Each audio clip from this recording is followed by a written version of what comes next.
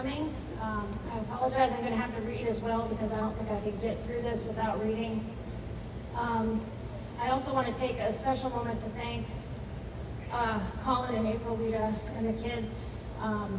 Planning a celebration of life while everyone is grieving is an immense task, but you guys stepped in, and with such flawless organization and absolute grace. Because you so selflessly handled a million details behind the scenes, our family was given the greatest gift of all, the space to simply breathe and lean into our memories of Dad. None of this would have been possible without you. Your never-ending love, support, and thoughtfulness have meant the world. So for the month leading up to my dad's passing, I was sort of obsessed with his medical charts. I would paste large portions into ChatGPT to have it explain the conditions in a way that I could understand. His entries always started the same. Mr. Bloomer is a 77-year-old male who presents with X, Y, and Z, and then these entries would often wrap up with the phrase, denies weakness, fatigue, or pain. God loved his physicians, but they did not know my dad. He was a 77-year-old badass who defied weakness, fatigue, and pain. He was a 77-year-old philosopher who would read the lyrics of new Bob Dylan songs to me when I was under the age of 10, telling me things like, "This man is a poet, kid," and teaching me to appreciate art. He was a 77-year-old son who drove out to Gary, New Duluth every week in the summers to mow his aging mother's lawn.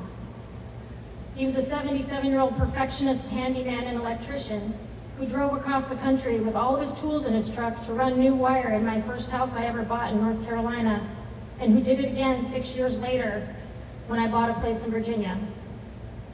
He was a 77-year-old uncle who found so much joy in watching the Weta kids grow up all those summers out in Maple. He was so proud of all three of you, marveling at Isaiah's athleticism, Maria's intellect, and Lauren's fearless whimsy.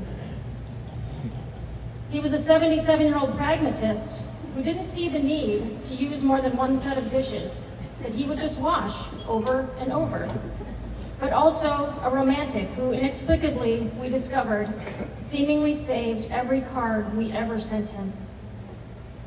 He was a 77-year-old close friend to a very select few, and hearing the way you called him Bloom over the phone, Karen, was so very touching. He was a 77-year-old biker who loved Harleys, but with Neil, built what he jokingly called a Larry Bloomer. On our first ride on that bike, I asked him how fast it could go. His response? "When you and your bike look this good, you ride it slow so everyone can see you as you go by."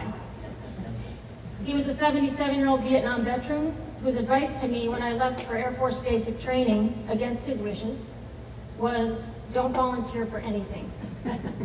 A 77-year-old soldier who I understood on an entirely new level after I myself experienced the weight of war as an airman in Iraq and Afghanistan.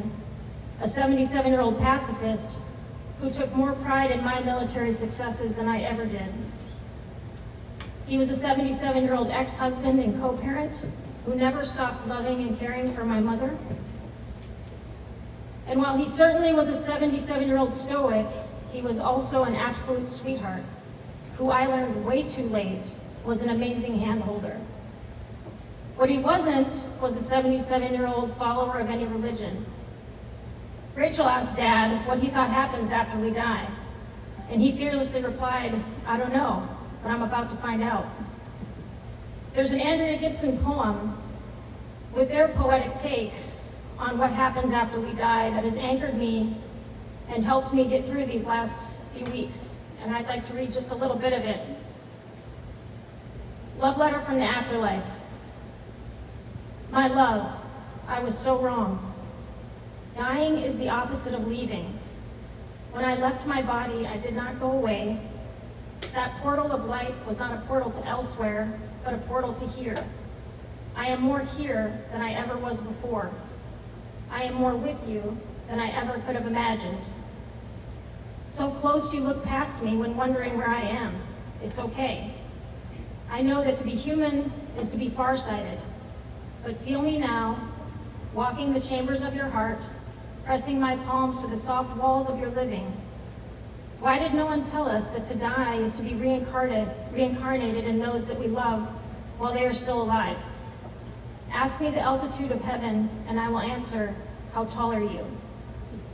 More than anything, Larry Blimmer was a 77-year-old father, an amazing father to two girls, 5'4" and 5'6", who were the loves of his life, a father to a brunette with his curly hair and preference for driving the speed limit, and a father to a heartbroken, blue-eyed blonde with a fearless sense of adventure, who I am quite certain will never get over this.